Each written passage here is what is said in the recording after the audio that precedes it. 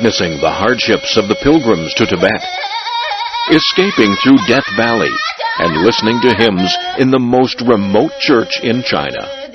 These are some of the highlights of an amazing adventure along the 1,500-year-old Tea and Horse Trail.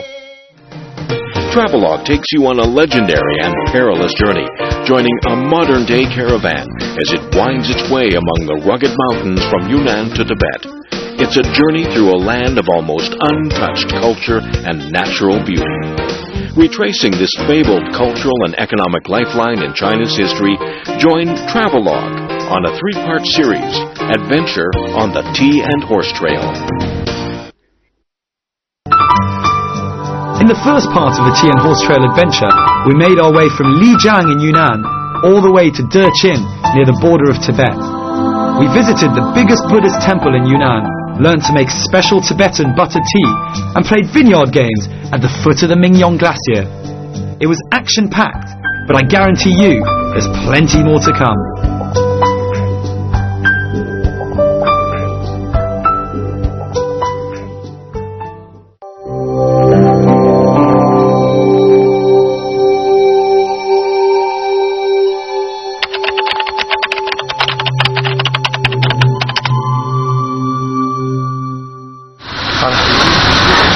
Welcome to a Travelogue special. It's our 3rd day of the Chamagudao trail that we're taking, and we had to get up very, very early. It's actually now about 6:30, but we had to be up at 5:30 to ensure that we've got enough time to pack all of our stuff and have some breakfast. We're going to be driving for most of today, probably about over 300 kilometers towards the salt wells known as Yanjing, where I'll finally get to see what red salt and white salt, well, I've seen white salt before, but red salt really looks like. And then on towards Tibet. Very exciting.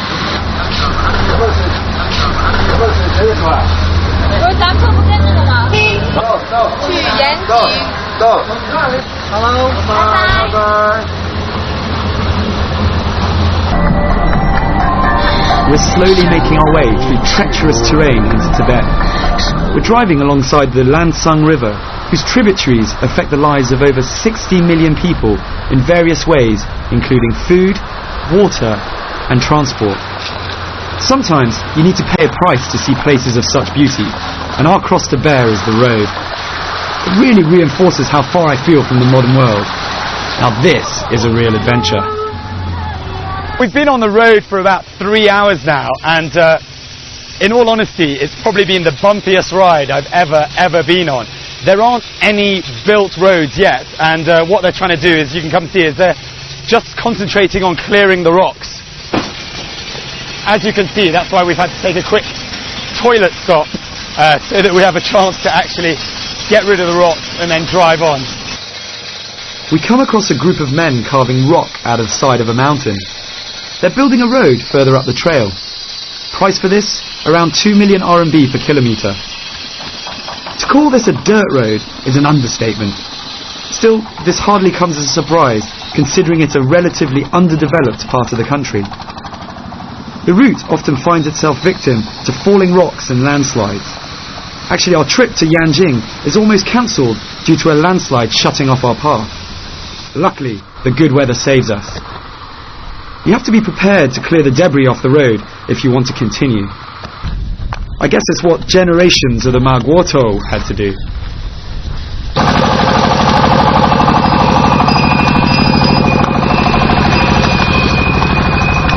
In some respects, they still actually use the horses now to carry things across treacherous lands like these. And to be honest, they look more at ease on this road than we do in this big car. I wanted to chat with them and maybe hitch a faster ride. Well, we've left the cars behind for the last couple of meters or so. We're just travelling along, seeing what it would actually feel like to be walking along with the Maguoto on the Chamagudao. It's pretty tiring just walking, actually, to be honest.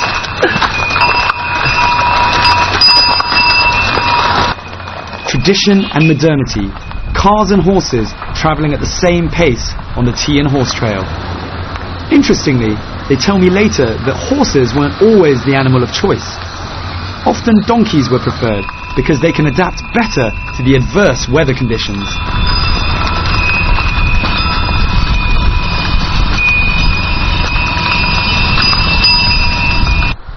Now here's an uncommon sight, a Christian church in a Tibetan architectural style.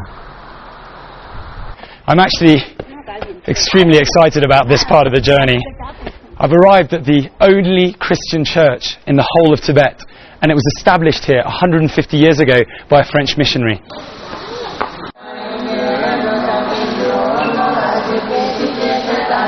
The church was built in the late 19th century by French missionaries from the Paris Foreign Missionary Society. The priest in residence at the church tells me that there are about 800 Christians in that area, and that they all get along very well with their Buddhist neighbours.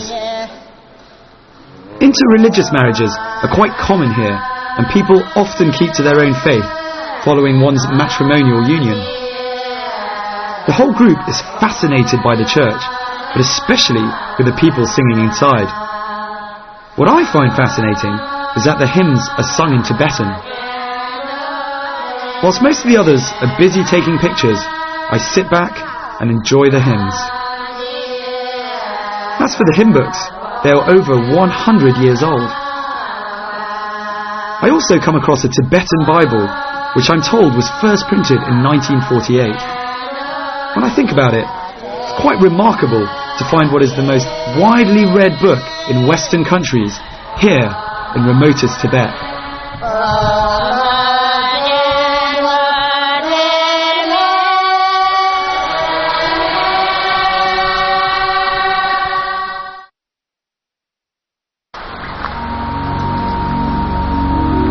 Not far from the church, along the Lansang River, we come to what the locals call the salt wells. Yanjing, which literally means salt well, has made its name by producing salt for the past 1500 years. The Yanjing section of the Tian Horse Trail was the key link between the kingdom of Tubo in Tibet and the kingdom of Nanzhao in Yunnan. Down through the centuries, these two kingdoms regularly came to blows over the salt fields. Their rivalry is hardly surprising when you think that in the days of Tubo, salt was more expensive than gold. It's said that at its height, Yanjing would welcome between 400 and 500 horses a day passing along the Tian Horse Trail. In these parts, it's the women who tend the salt fields. They collect the salt, while their menfolk maintain the facilities and transport the salt for sale. The women carry buckets of water, each weighing about 30 kilograms, up from the wells and pour the water over the platforms. The salt is harvested from these platforms, covered with smoothly packed red earth, rising up the sides of the gorge on stilts. A second harvest of the salt stalactites yields something quite unusual: red salt.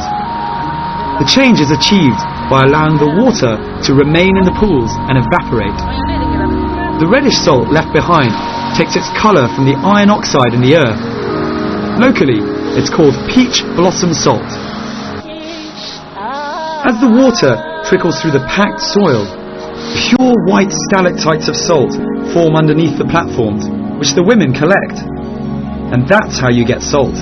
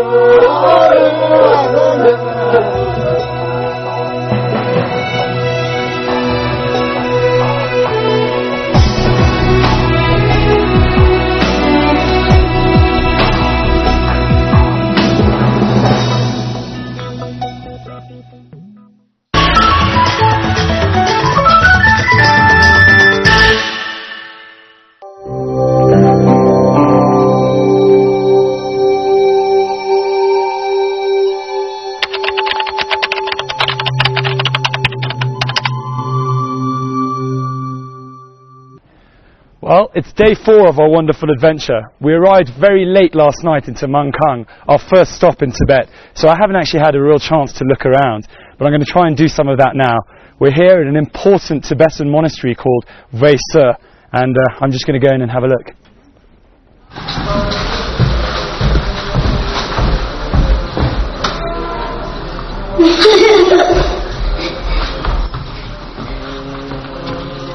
Since this is my first ever visit to a Tibetan Buddhist temple in Tibet, I'm careful to follow the guidelines I've been told about previously. And so, I remember to circle the temple clockwise and not touch any religious items. Wei Se Temple belongs to the Golug sect of Tibetan Buddhism, which is also known as the Yellow Sect. It's so called because its adherents wore yellow hats when the sect was formed in 1409. The Yellow Sect prohibits its monks from marrying and having children. The temple, as well as being home to 60 monks, holds regular rituals as well as an annual butter lamp exhibition. It's quite startling to see the number of people who come here to pray. Everyone I come across is spinning a mani wheel. These devices consist of a spinning cylinder containing copies of the sacred mantra Om Mani Padme Hum, written in ancient Tibetan script. The belief is that repeating this mantra accumulates merit. Having owned its own caravan, the monastery played a major role on this part of the tea and horse trail.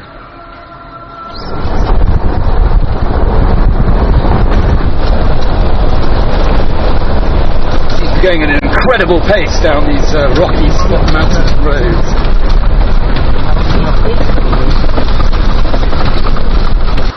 It's smoother sailing than yesterday, but the visibility is still very poor due to the density of the dust being thrown up as we drive.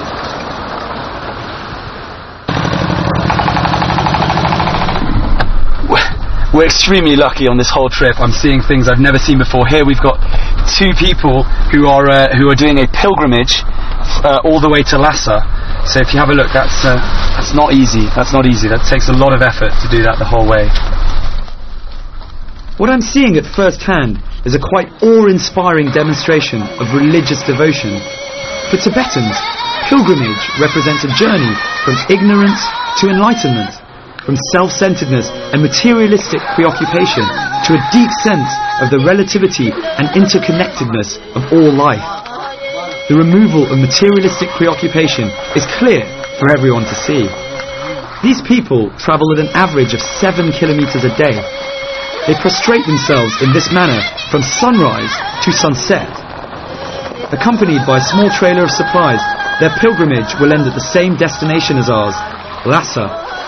We'll be there in 4 days, but it'll take them another 9 months.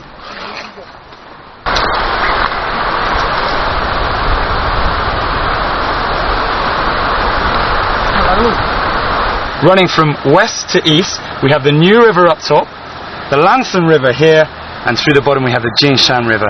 And we're driving from Mangkang to Baisu, and we've come to a beautiful spot here, which has actually inspired me to stop and point this place out. And that's a beautiful river here that runs into the New River. The Lansan, Jinsha and Mu rivers run in parallel through this region from north to south for 170 kilometers, whilst miraculously never converging. This area is renowned for its diversity of flora and fauna. 34 endangered species of plant life here are under state protection. A quarter of the whole country's animal species can be found in this region, including 77 that are under state protection as well. This is also a place of cultural mix, as 16 ethnic minorities reside here.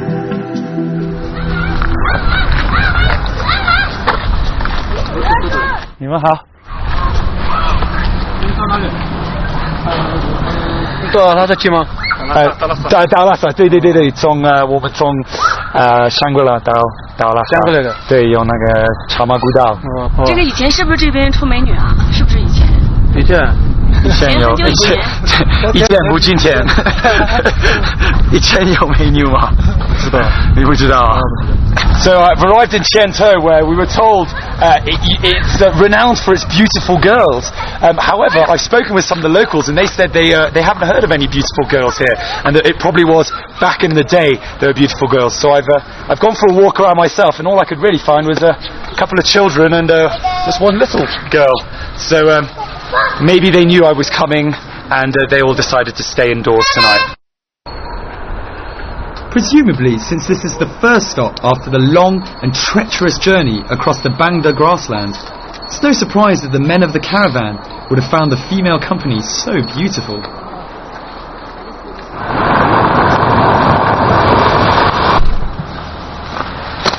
We're here at the fabled 99 Twists and Turns, and unfortunately for us, it's not actually a Tibetan dance move. It's actually what you see behind us, which are twisting and turning roads that descend very, very, very quickly. We're going to be going from 4,200 meters down to 2,600 meters within 10 kilometers. So, very excited about catching some altitude sickness. Among the 99 twists and turns, there are 49 major U-turns. I actually started out trying to count them, but as darkness fell, it became harder and harder. I soon realised I was wasting my time, and anyway, I had more pressing matters to concentrate on. Due to the state of the road, we were well behind schedule. This meant we would be taking on the 99 twists and turns with the sun about to set. Everyone in the convoy was desperate to finish the descent before nightfall. So we're about halfway down the 99 twists and turns, and haven't suffered any sickness yet, so I'm quite happy. But we have been in the car for about 10 hours, and it's been something. Now I'm trying to imagine actually being a Magwoto along the Chamagudao, and I'm amazed because even in the safety of this 4x4 car, I actually feel quite scared. It's extremely steep. I mean, we're going down, extremely steep gradient, and I can't imagine that if it was raining or snowing, how these people would actually deal with this entire place. I mean, amazing. It took us 3 hours to complete this part of the trip. The last 30 minutes were by far the most hair-raising as we descended in absolute darkness with steep cliffs on one side, ready to welcome us if we came off the track. Not asleep yet. How could we be asleep? We're driving in the pitch black through 1 meter wide roads in steep 45-degree angle hills. Yeah. No one can sleep in these conditions. As long as he doesn't sleep, I'm happy. We drove for another 2 hours in this state of permanent fear before we finally arrived at our destination, Basu. Basu means place at the foot of the mountain for brave people. It's no wonder, after negotiating those treacherous turns, that those at the bottom should be renowned for their bravery.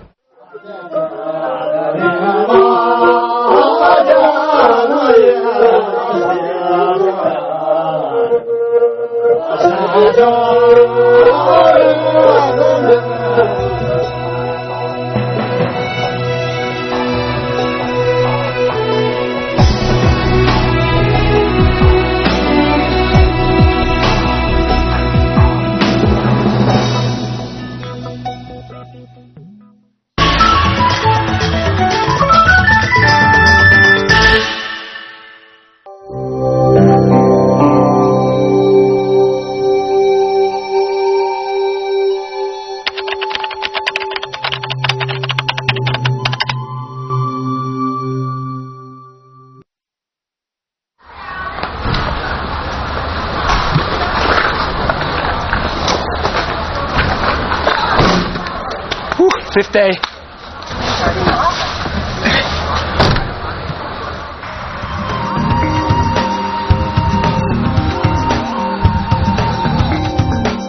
You ever find yourself travelling in a convoy? Make sure you're equipped with a high-frequency walkie-talkie.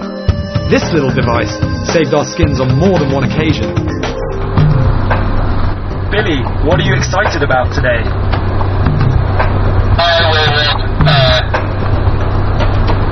Along the lake. You're looking forward to the walk around the lake?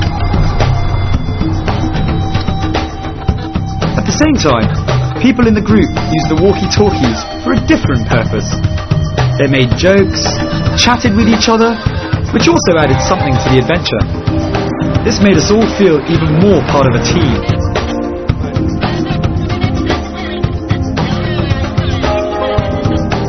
We don't use air conditioning in the cars, and due to the dust, the windows are firmly shut. With the temperatures higher than normal, we're travelling in a sauna on wheels, fully clothed. And then an interesting situation takes our minds off the heat. 车机我们保持一定的车距，我们需要跟游客客车。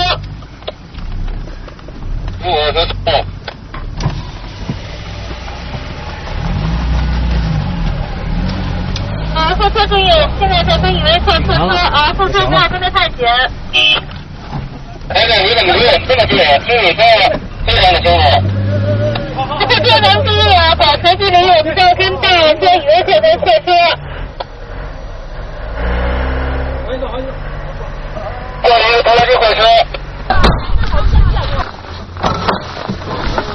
Finally we're there, Ramwu Lake. Now it's time for our second major activity. After the debauchery of the wine tasting, some good old-fashioned walking is just the tonic we need. Since the group is made up of people from all walks of life, with ages ranging from 20 all the way up to 60, the organisers are very careful to advise us all on how to exercise at this altitude.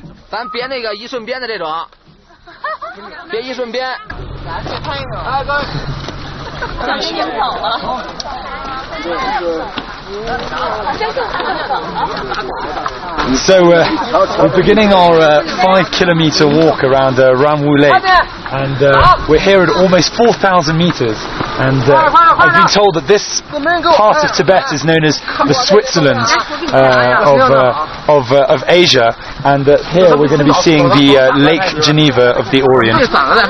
Another fact that you should know is that apparently at this altitude, if you walk with nothing on, it's the equivalent of walking with 20 kilograms on your back.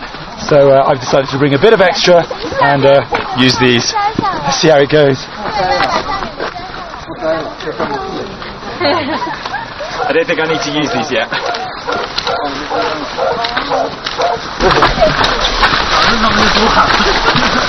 人这一辈子，很难有这样的体验。对于我来说，很难有这样的体验。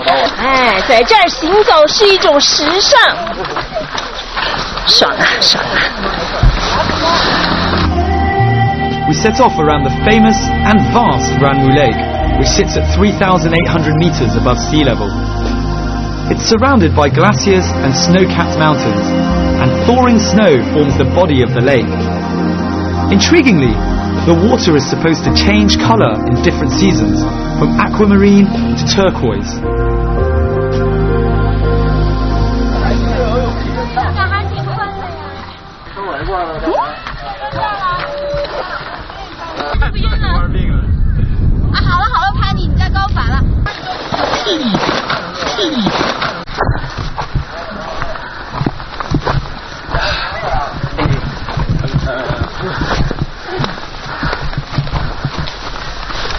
I'm not a huge fan of hiking, but the enthusiasm of the group is infectious.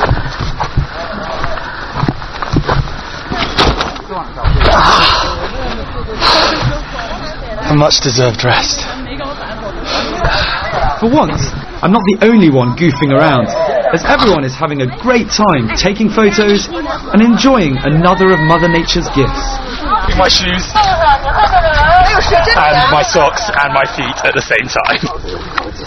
小孩子过去的时候，你红军过着凉水多凉。刘小青，你真脱了。 And who said chivalry was 没 dead? 事儿，我告诉你没事儿。怎么样？感觉背人的感觉啊？怎么样？太滑太沉。估计他挺累的。心里特暖和是吧？热。有点傻。别摔了，就这样。就这样。怎么样？是水啊，好多水。赶紧冲了，冲了，倒水，冲了。有水吗？有，都是水，都是水，都是水。